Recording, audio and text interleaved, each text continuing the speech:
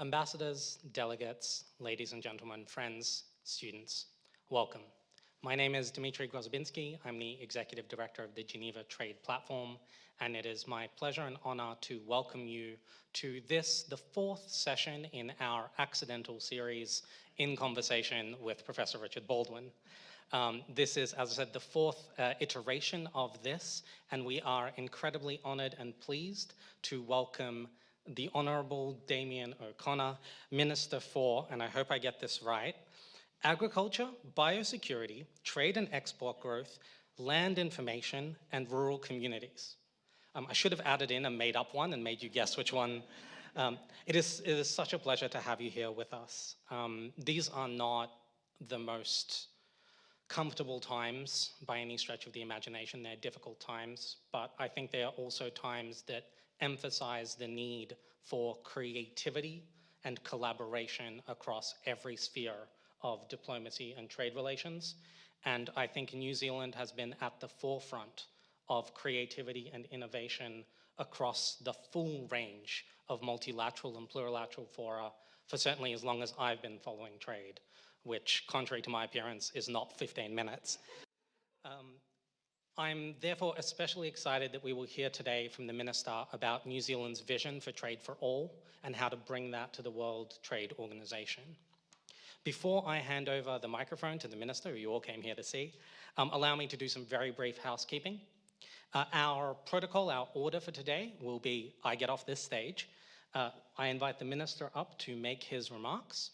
After that, he will discuss them with Professor Richard Baldwin, and thereafter we will take Q&A from both the room and those of you joining us online. For those of you in the room, when Richard calls for questions, please just place your hand up and one of our assistants will bring you a microphone. When you are done with your question, kindly hand it back. We only have two.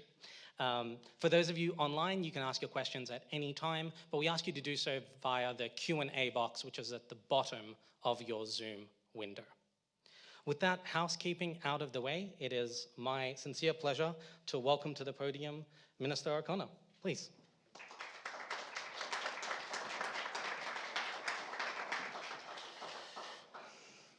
Kia ora, and thank you, Dimitri and Richard.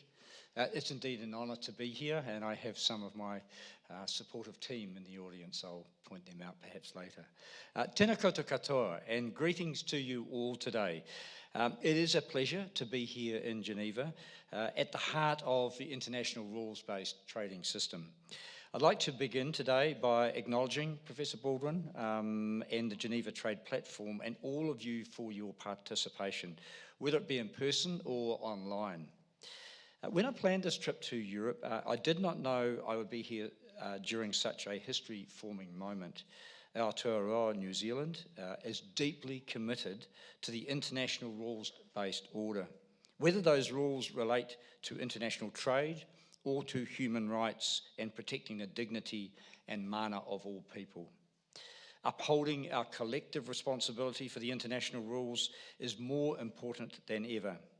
New Zealand stands in solidarity with Ukraine and condemns in the strongest possible terms Russia's unprovoked and unjustified invasion. As my former foreign minister, my colleague, actually the foreign minister, she's still very much the foreign minister, Minister Mahuta said earlier this week when she was here in Geneva, addressing the Human Rights Council, Aotearoa New Zealand reiterates the important role of multilateralism and diplomacy. We will continue the call for Russia to act consistently with its international obligations, cease military operations in Ukraine, and return to diplomatic negotiations as a pathway to resolve this conflict. As we continue to see deteriorating human rights and economic situations across the globe due to conflict, the continuing COVID-19 pandemic, and the challenge of climate change, it is vital to remember what can be achieved when we all work together in partnership. This commitment to multilateralism and to cooperation is needed at the World Trade Organization. As a trade-oriented economy, there is no greater friend of the WTO than Aotearoa, New Zealand. Although the WTO was not the first trade framework to be created, the establishment of the multilateral trading system at WTO in 1995 brought many benefits. However, these benefits have not always been shared equally. COVID-19 has reinforced the critical importance of equity and sustainability in international trade to our collective well-being. Global access to essential medical supplies is key to bringing the crisis phase of the pandemic to an end for all. This is a global problem that demands a global effort to resolve. And trade and the WTO have a critical role to play. Vaccines from Europe, syringes from India, masks from China, and ventilators from New Zealand have made it clear that in the fight against COVID-19, we need free and open trade more than ever. Vaccines are our first and foremost line of defence, and we must do all we can to accelerate COVID-19 vaccination everywhere to protect our communities and to promote recovery. The emergence of Omicron has further demonstrated that none of us are safe from COVID-19 until we are all safe from COVID-19. No nation can solve this crisis on their own, and we need collective action. This is why New Zealand has joined a large group of members that support a waiver of intellectual property protections in relation to COVID-19 vaccines under the Agreement on Trade-Related Aspects of Intellectual Property Rights, the TRIPS waiver. However, an outcome on intellectual property alone will not be sufficient.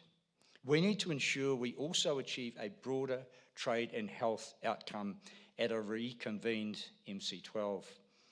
New Zealand used our APEC host year in 2021 to encourage engagement on this issue. Despite the challenges of hosting an entirely virtual APEC, including 3 a.m. starts, and for a number of people in this room, and of course for other economies, we were able to make some real tangible impacts. Following our efforts, APEC declared that trade is an effective tool against a pandemic.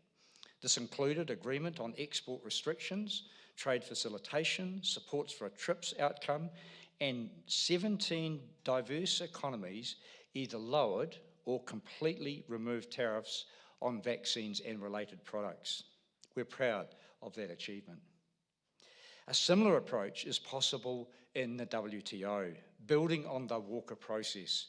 This includes our collective and urgent need to address the very real tariff barriers, regulatory restrictions, export restrictions, and enable trade facilitation measures that could facilitate swift access to vaccines and related medicines, and of course to ensure effective distribution. More broadly, we need to think about the future of the international rules that govern our trade and the future of trade to not just assist in this crisis, but better ensure we are placed to respond to the next. Trade policy, with the WTO at its heart, must deliver for all. In New Zealand, we believe in the value of manaakitanga, where we nurture and value every member of our whānau or family. When it inspires to value inclusion and respect for all of those people. When it comes to trade, this means ensuring that we deliver rewards to all of our community at home and around the world. Trade undoubtedly has enormous benefits. For New Zealand, we produce enough food to feed 40 million people, but with a population of only 5 million consumers, we rely on international markets to sell our goods. Likewise, New Zealanders also benefit from access to consumer goods from all around the world: cars, cell phones, and of course Swiss chocolate. New Zealand, in New Zealand, of course, however, we've also seen increased debate in recent years, in spite of our reliance on trade, on the issue of the role of trade agreements and trade policy, challenging the social license for this important work because too many people believed it didn't benefit them. That's why New Zealand has embarked upon a trade for all agenda. We can't negotiate trade agreements and trade rules without the support of our domestic constituencies. And to maintain that support, we need to have open dialogue and to demonstrate that outcomes add real value.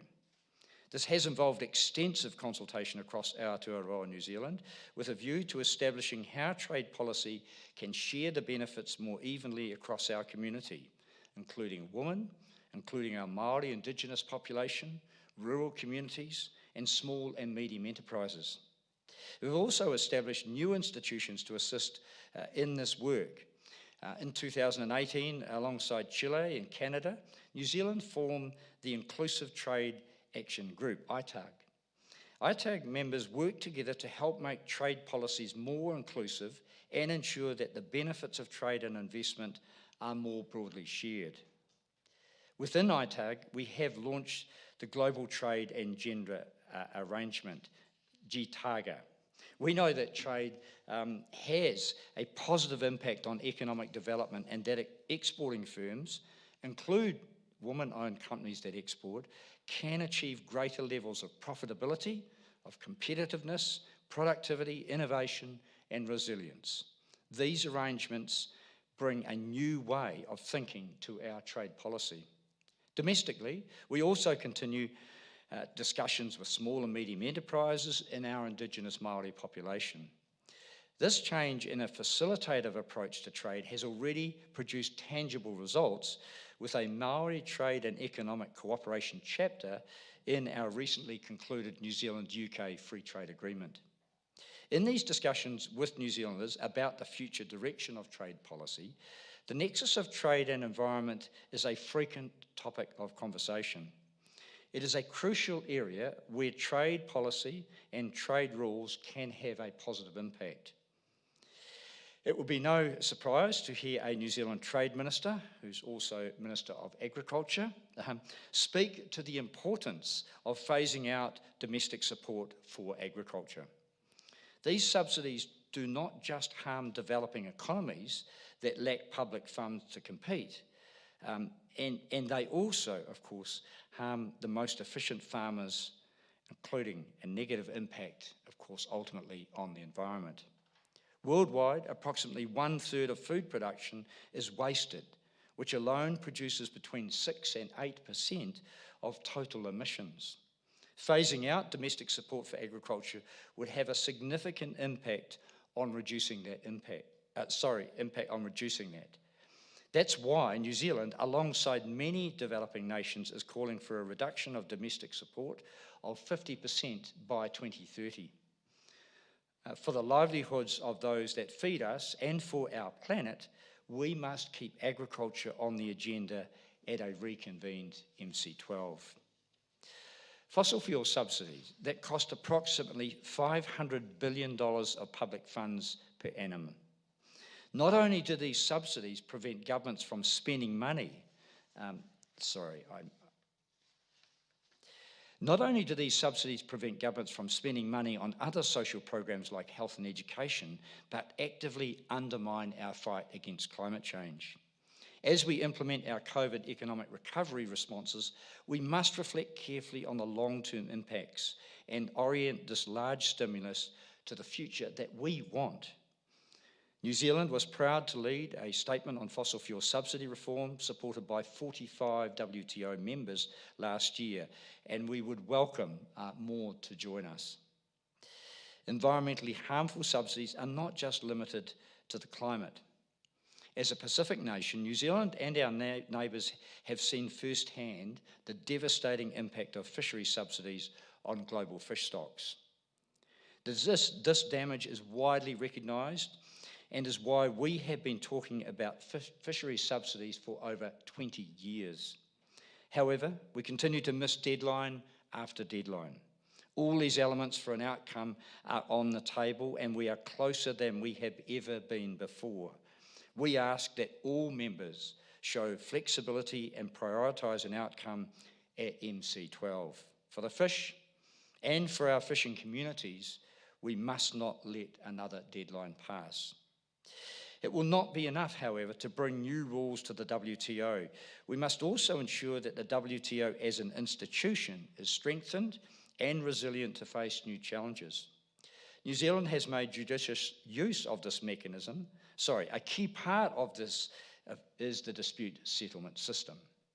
New Zealand has made judicious use of this mechanism, taking 9 cases, and we have been successful every time. New Zealand and other small economies do not have the means to enforce the rules alone. The rise of economic coercive measures have further demonstrated the need to ensure the enforceability of the rules for all members.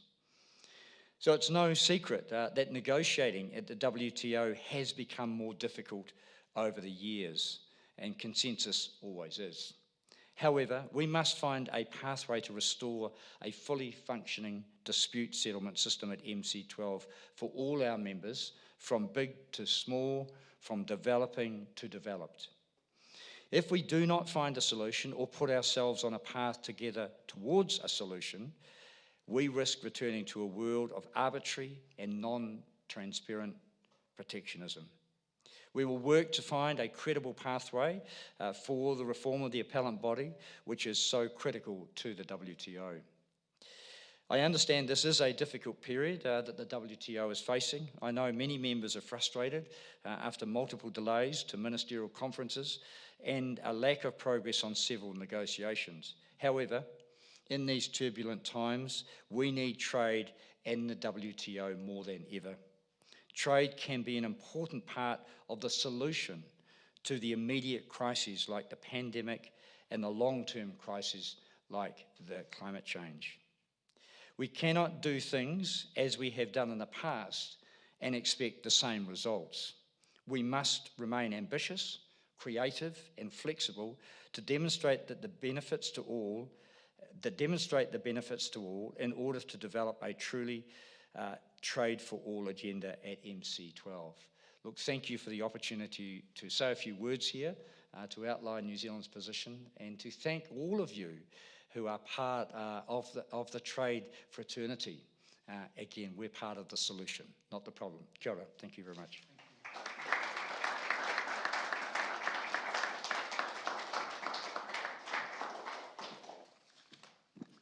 Well, thank you very much for those remarks. I'm sure I speak for everybody. It was inspirational to hear the trade talked about in these broader terms, as sort of trade as a way to address the great challenges that face humanity. And so often here in Geneva, we sort of fall into the trap of discussing whether bicycles should be considered an environmental good and arguing about that for weeks. So thank you about that. Now, what I wanted to sort of delve into a little bit is what you started with, trade for all. Now, I've been at this game for a long time. I know you've been at the long time. I see George, who's been there for even longer. So the old way to do this was you signed a trade deal internationally, and then you had domestic flanking policies to deal with the fallout domestically. And that was a two-level thing. The trade deal was international and coordinated among nations, but the domestic policies were completely uncoordinated domestically. And with this trade for all, and New Zealand's not the only one pushing this, Ngozi is very much onto it as well. There seems to be more of a mixing of the flanking policies put into the trade agreement and thought in advance. Is that how you're thinking about it, that we're sort of taking what used to be in the old world considered a purely domestic policy to take care of the winners and losers and then put it actually into the trade agreement, like mentioning indigenous populations? Is that how you're viewing what's new about this? I think when we had New Zealanders marching on the streets against trade agreements, and that was TPP, it was a wake-up call for us that a country so entirely dependent upon trade didn't realise the benefits of it. And so we asked the question, why, and what did we have to include? And the first was open consultation. As a farmer, I haven't been born into trade, I've been born into agriculture. But if you're in agriculture in New Zealand, you have to be into trade. So they're linked. But too few people, or a declining number of people, saw the link right into the marketplace of activity in New Zealand. So we set about early consultation, updates and confidential briefings with stakeholders, with unions, with Māori Indigenous, our people, with small and medium enterprises, with Business New Zealand, so that what we were negotiating they saw was on behalf of them all. And I think the team at MFAT has done that standing job, and there are no ripples. The UK trade agreement will go before Parliament over the next few months, as it will do in the UK, and there'll be points brought to the committee. But I think there'll be consensus across all of Parliament that this is a good deal, in spite of it not delivering on all the things we wanted. So it's, I guess, an education process, but it's one of inclusion at early stages and also of the objectives. Right, thank you. So I mean, is it just marketing, or is there something really substantially different with how we're going to negotiate the trade agreements to make sure it works for everybody? No, it's different, and it makes it harder for our negotiators, absolutely. Our Māori people insisted, because in 1840 there was an agreement signed between our Māori people and the Crown, that is the British Crown. And so they wanted acknowledgement of that historical link in the trade agreement. Now, most of the UK negotiators thought, well, time's moved on, we don't necessarily want to do that. And I could understand their reluctance. Our Māori people insisted that we have a chapter that acknowledged that historic link. That was difficult for negotiators. They had to explain that. We got there. And I think it's trade and the environment.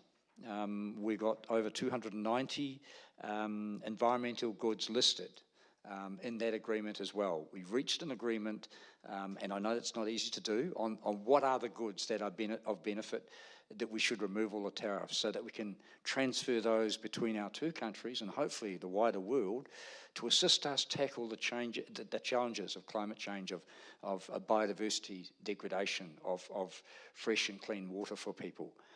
And we rely on so much into our country to run our economy, to support our communities. That trade reality has to be well known as well. Thank you. So I am going to leave lots of time for questions. I am going to leave lots of time for questions, and hopefully we're getting lots online, and I'm sure there's going to be a bunch coming here. I know I'm going to give you the first question. So, but I would like to open another rich vein, which I think will be of interest, and that's trade and climate. Now, you mentioned that trade is a powerful tool for addressing COVID. I think everybody's recognized that, trade and health. And you did, of course, mention trade and climate change. But you mentioned it as sort of a long-term problem or medium-term problem. But we're 2002, and we have about to 2030 to really make some progress. So it's not that far away. In 2050, before things really start coming off, and who knows in between. So I think that's really a pressing problem. And I'd like to sort of see how you view trade and climate coming together. And let me do it this way. I'm going to tell you how I think they are, and I will provoke you into reacting to somebody who has actual political responsibility rather than just sitting in an office and scribbling on pieces of paper, hoping somebody will read them. I would say that to a large extent, trade is viewed as a bit of an embarrassment to the climate community now, that it's sort of, we kind of need it, but I just wish they'd adopt biofuel for bunker fuel and, a few things like that, just wish there was a little bit less of it. But I think we in the trade community should go on the offensive and say there will be no climate rescue without trade. This is like saying agriculture is responsible for emissions, therefore we should stop agriculture or feel uncomfortable about agriculture. And somehow or another, these extra 2 or 3 billion people are going to get fed while we're feeling embarrassed about agriculture. So if you think about it, mitigation will require technology to go from a handful of countries and handful of firms to the whole world, and that technology will be embedded in goods, investment, services, and intellectual property rights. And unless the trading system's working well, those won't cross borders, and we will not fix the problems. So that's my provocation to you. And I hope you appreciate that I went through agriculture too. So I mentioned food quite a bit there, or at least I should have. I meant to anyways. So how do you view that? Well, look, it wasn't a good enough provocation because there's lots of agreement there. I mean, if we can find one country that has the solution to climate change, then knock on their door and we'll find out what they do. The chances are that we all have a little bit of knowledge, we all have some technology, and that we all have practices in regards to the industries that we're good at that can all contribute. Exchange of that knowledge, of the goods, of the services, is what we call trade. And there might be one or two countries who shall not be named who think that they can be self-sufficient in all these areas. But I'd suggest that they too rely on trade of intellectual property, of capital, of people. And that's what we have to do to tackle those big issues. We in New Zealand, we have a lot of cows and we have a pasture-based production system. We need to reduce the biogenic methane from those cows that collectively agriculture is 48% of our national emissions. If we can learn through the development, through R&D and technology, to how to reduce the emissions while maintaining food production through livestock, then that's the technology that we must trade, share with the rest of the world. And we've got to do it in a way that doesn't face unnecessary tariffs or barriers. And that's what the WTO is about. It's about reducing the barriers to the movement of that. And when it comes to climate change, we have an urgent need to move. And any delays in that technology will, in fact, mean that we won't meet the targets and we'll be, facing 2 degrees, 2.5 degrees global warming, which will be catastrophic. Mm-hmm. So there's an urgency for us to move, not just in agriculture, but in all areas of trade. Thank you for that. Now, I have about 12 more questions here, but we don't have time, and I can see eager people raising their hands already.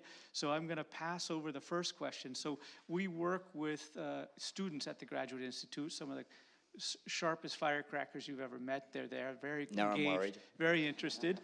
And we've arranged a first question from one of the students. Please, I forgot your name already. Tim. Wait for the mic, or you already have it. Thanks. Yes, first of all, thank you very much. I'm Tim, I'm from the Netherlands, so coming back to your point that in Geneva they discuss a lot of times how environmentally friendly a bike is. I think in Amsterdam we've already done with that discussion. But coming to my question, it's actually a follow-up on your question, is that the trade for all idea kind of seems an entrenchment of the domestic and the WTO. And from my understanding, New Zealand is very eager to further promote this in the WTO. On the other hand, you can also see that there are some countries that they are quite oppositional towards the WTO precisely because they feel that the mechanism is too much invasive into their domestic legal system. So my question to you is, do you think that if you try to negotiate for the trade for all, that it would actually be counterproductive to include these countries that are actually quite oppositional towards the WTO back into the consensus? I mean, I think as countries, we all have a different basket of interests, particularly when it comes to trade. So even with New Zealand and Australia, where we're very, very close, we have no barriers to trade, there'll be different we have a different export profile and import profile. So when it comes to discussions I've had with other trade ministers, there's always some reluctance, some hesitancy, some pushback in areas where they're reflecting the views often of their own people or their constituents. And we haven't got it right. There is still resistance in some areas, but early engagement and explanation helps us to make the progress. And so I've, whether it be the French and it comes to sensitive issues like sheep meat, explaining the realities of the movement. It's in no one's interest to crash the market. We're trying to work together to be complementary in the market. And so that's maybe ambitious across the globe and across all the WTO members here, but we have to that's the best way forward. I do not think that we can, in today's world with smart young students and people out there who have access to all the knowledge and technology, I don't think we can push through trade deals that aren't supported by the vast majority of people in those countries. And so we have to respect that, which is why it's going to be harder and harder for trade negotiators and the WTO to make progress, but it's the best way forward. The alternatives are disastrous. A short follow-up, if I may. So if you would say, for example, that a trade for all would be also difficult to reinstate the dispute settlement system, because some countries would say, okay, perhaps we'll do the dispute settlement system, but if we also got additional WTO law with it as well, that will be quite reluctant. Would you, for example, say that New Zealand is willing to make a sacrifice in first reinstating the dispute settlement system and then continuing with the trade for all path, or is this a line that cannot be crossed, so to say? I think we strongly support the need for a dispute settlement system, and we must get that up and running again. It's not just us; it's all the other, small and developing countries they need some protection as well. We can't just go back to the biggest is the best and the bully in terms of trade. So, yes, we compromise in some areas, but not on core bottom lines. And the bottom lines are around transparency, around engagement with our own people, and ensuring that the rules that we put in place are enforceable, and that ultimately means that dispute settlement system. Okay, thank you very much. I think George was next, and then after you, please. It's really only because you picked on me. Please introduce yourself. I think everybody knows you as well. I do. George Mina, Australian permanent representative here, and it's really only because you picked on me, Richard, that I feel entitled to respond. I'm not quite as young looking as Dimitri, but I'm not necessarily the oldest bloke in the room either. I just wanted to pick the Minister up on his point on social licence. Minister, thank you for coming. Your presence here does give a fillip to what we need, which is political engagement in this system, and thanks for your leadership in the system and your representatives' leadership in the system. And part of that, of course, is the point you make about building social licence. Now, you've built quite a bit domestically. You are working internationally to broaden that consensus in favour of trade liberalisation. Richard made the point that trade has been something of an embarrassment to the climate regime, if I'm not misquoting Richard. Well, I think the reverse is also true, that the environment regime has often been seen as a bit of a sideshow here, and that is changing.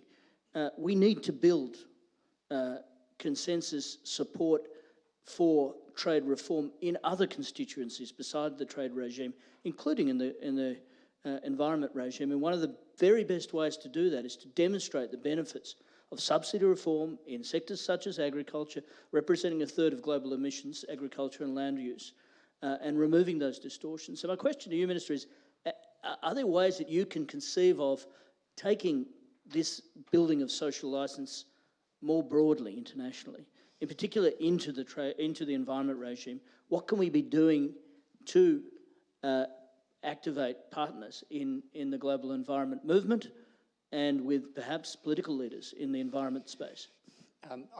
We've engaged at home with, as I say, all society, and including the NGOs.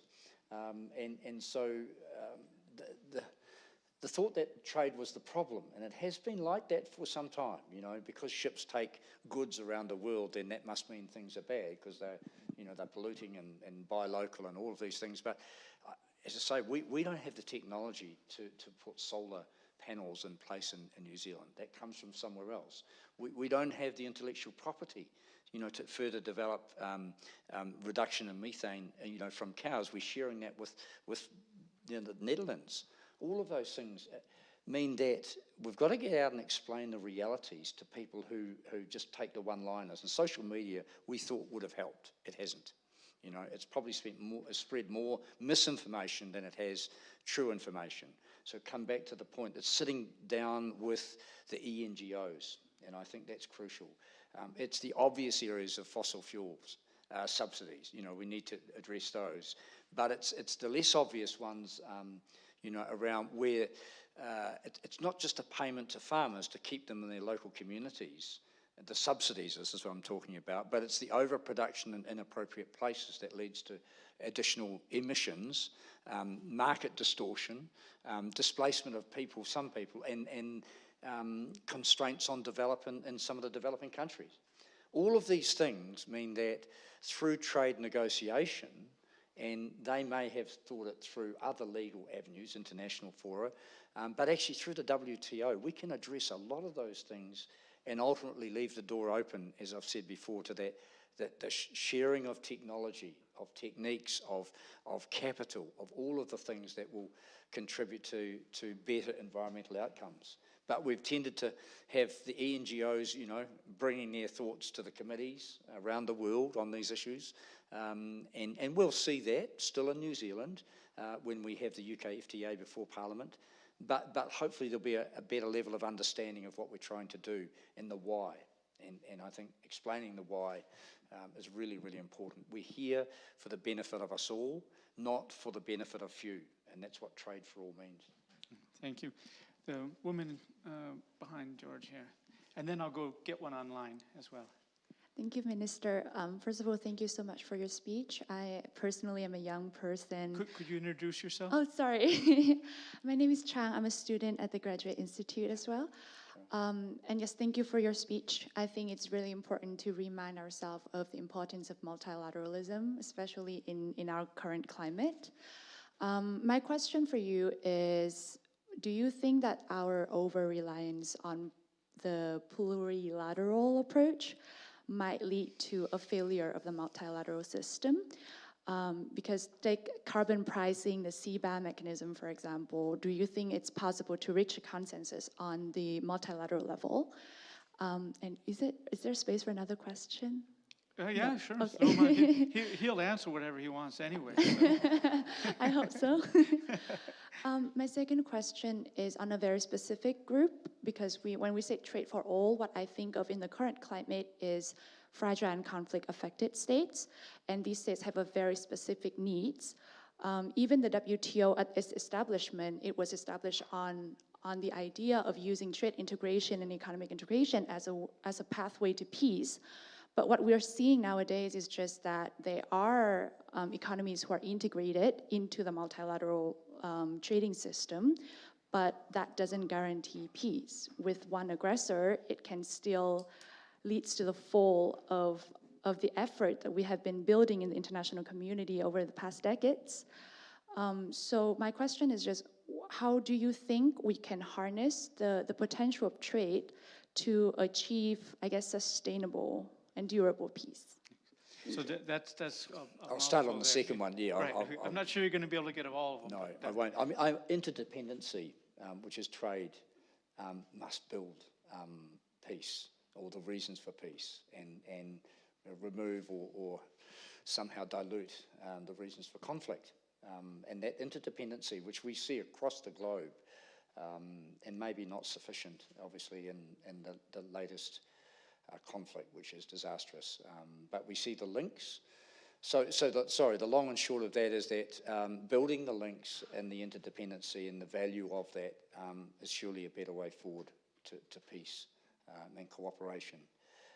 On the first one, I mean, any multilateral agreement has to start with a small number of people. So as you build that, I guess, like climbing a ladder, you know, it's better to kind of lock in the progress, and it may be through a plurilateral format that is open and encourages more in. So if you weren't going to get the parties into the multilateral early on, then they might still be around to join the plurilateral as things evolve. So our country has been a staunch advocate of plurilateral agreements and JSIs moving forward, because without them, you know, seeking, it won't ever be perfection, but I guess seeking the ultimate outcome of a multinational agreement is what we seek, but we have to take half a loaf in the meantime, and the plurilateral agreements at least keep us on the right track. Thank you very much. If I can just jump in there and abuse my role as moderator. I mean, I think the WTO has arrived at a different kind of modus operandi, way of doing business. And there was always a problem with consensus, but it was fixed by the idea that a lot of countries didn't really have to follow the rules. They didn't have to make the tariff cuts, and so they'd go along with it. And now this JSI, this plurilateral, is a different way of making sure you could do something without everybody getting to say no to everything. And yet what's really critical is that it can't be against everybody else. So it can't be a cobble against everybody else. As long as you get away from that, it's progress that then people can join in. And I think that I think is a new way of doing business, and it's worthwhile recognizing has implications, but we go forward. So let me get a question. Dimitri, do we have a good one from online? We do, and before I go to it, if I may just correct an unforgivable error from my introduction and thank our amazing technical team here, and Unagi Sound and the New Zealand mission for putting all of this together. It doesn't just happen, and forgetting to thank them is entirely on me, for which I'm sure I will receive grief from my own team. But we do have some great questions. I'm going to truncate a couple that are on the same sort of topic.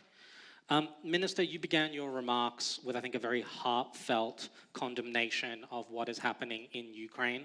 And a number of people online are asking, what is the WTO connection? What can the WTO do in this instance and more generally, or perhaps what should it do when international stability is threatened?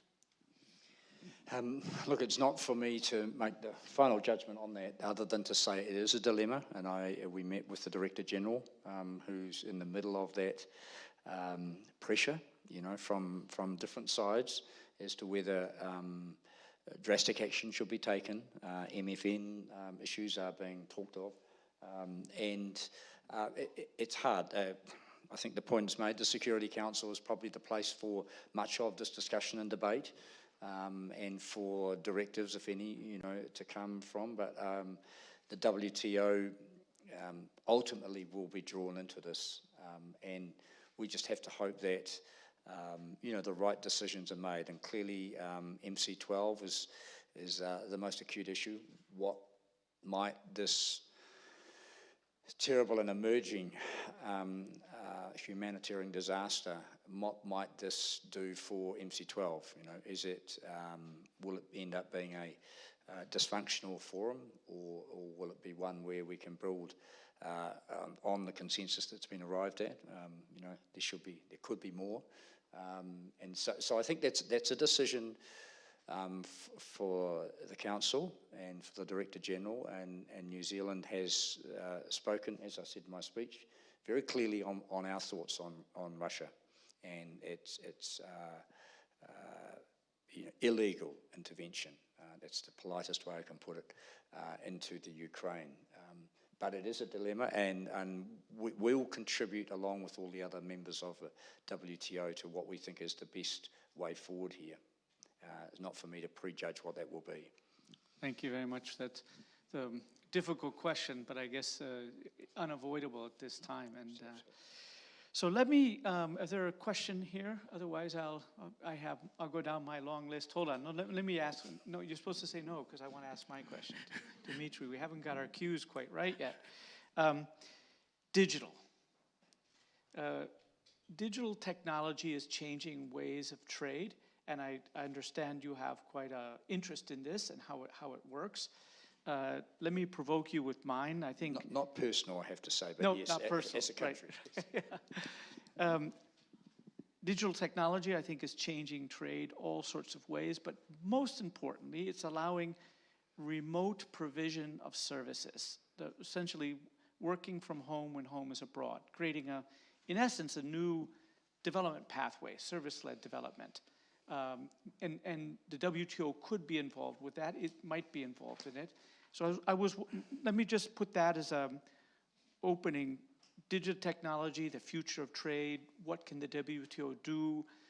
Maybe trade and development will have a different relationship than we used to think about exporting commodities or manufactured goods. And to get your reactions on that with a sort of future view. I mean, I think COVID has woken us all up to the potential of the digital world. We negotiated a trade agreement in a virtual world.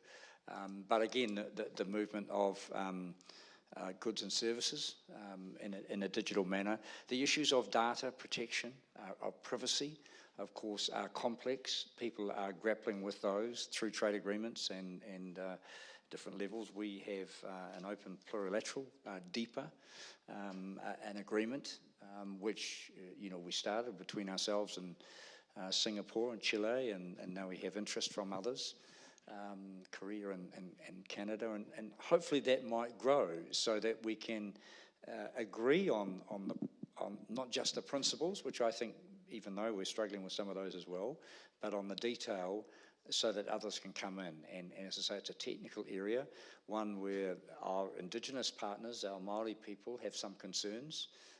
They have unique knowledge and culture and believe that it should be protected. And so as that information is gathered within our economy, and then we've got localization of data and those issues, whether that contributes to protection or whether that hinders growth. These are areas of discussion between experts, I guess, and I leave it with them, other than to say that digital chapters and these issues will be part of trade agreements into the future. They must be. Thank you. Dimitri, you get another question. We have 5 minutes left.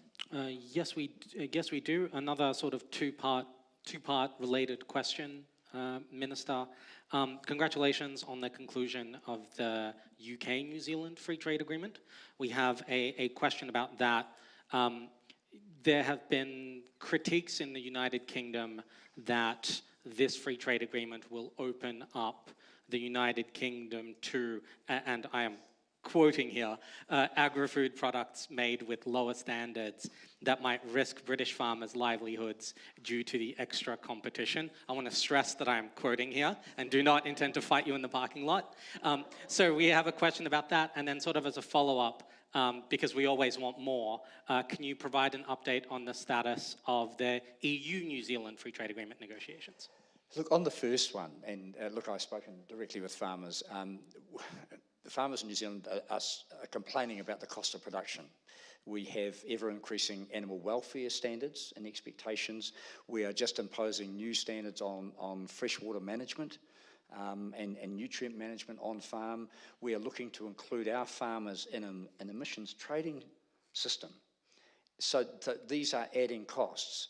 The point is that we understand the consumers who we are selling to want to know that what they buy is good for them and good for the world. So we're on the same path. We run a different system. It's an outdoors pastoral-based system from the UK that run an indoors one. The issue of animal welfare came up, and I said, look, we don't want to blame you for and say you don't let your cows out often enough, and when we don't want you saying to us you don't put them inside when it rains enough. So we have to accept that there's comparability, but not identical systems. So we also produce in the off-season, and so we have a huge amount of our produce going to the Asian markets, and the amount available to go into the UK is limited. We're not going to shift automatically all our products into that market, because then that would undermine the value for not just us, but obviously for the UK farmers. So we will run a collaborative system to develop the markets and opportunities for us all. EU, obviously a little more complex with member states. It's not just one country there. But I think, and there's a view, certainly from Brussels, that we would like to continue to progress this. I think they like to connect to countries and have trade deals with like-minded countries that aspire to the same outcomes around reduction of emissions, around higher animal welfare standards, high standard of labour. And I guess there are obviously different perspectives within the EU, but generally speaking, we aspire to the same positive outcomes for our people and for our environment. And again, the volumes that we can shift into that, if we were to get at our most aspirational levels, the volumes of, it's less than 1% of their consumption in the areas of sheep meat and beef and dairy. So, we can only feed 40 million people. 30% plus of our production goes into Asia. There's a big amount into US. So in summary, people shouldn't feel threatened, and we hope that we can work with the producers of all of those countries. Thank you very much. So I'm going to have to wind up there. That's why I want to echo the sentiment that we appreciate the political representation coming here. And I think it's worthwhile pointing out that you came to Europe to sign bilateral free trade agreements, but you bothered coming by Geneva to support the multilateral trading system. And I personally think the WTO has to rise to address the challenges of health and climate change and deal in a world where geostrategic problems are going to create lots and lots of conflicts. And so we really appreciate that. Thank you very much. Can I say, look, thank you. We could probably sit here and point to the faults in democracy and spend a couple of hours on it. And that wouldn't, though, move us from the value of it ultimately being the best system of governance for our countries. The same too with the WTO. The multilateral trading system is the best way forward for our world, not just for the countries involved, you know, in some of the plurilaterals or whatever, but for all of us. There will always be tension, but if we can work through it in Geneva, this kind of peaceful, beautiful place here, and reach conclusions, then that's a better option than the alternatives. So that's why we're here, to support all the efforts of not just the WTO, but I guess the institutions that surround it and support it, and forums like this that actually allow us to debate the values of trade. So thank you very, very much. Thank you very much. Let's all put our hands together.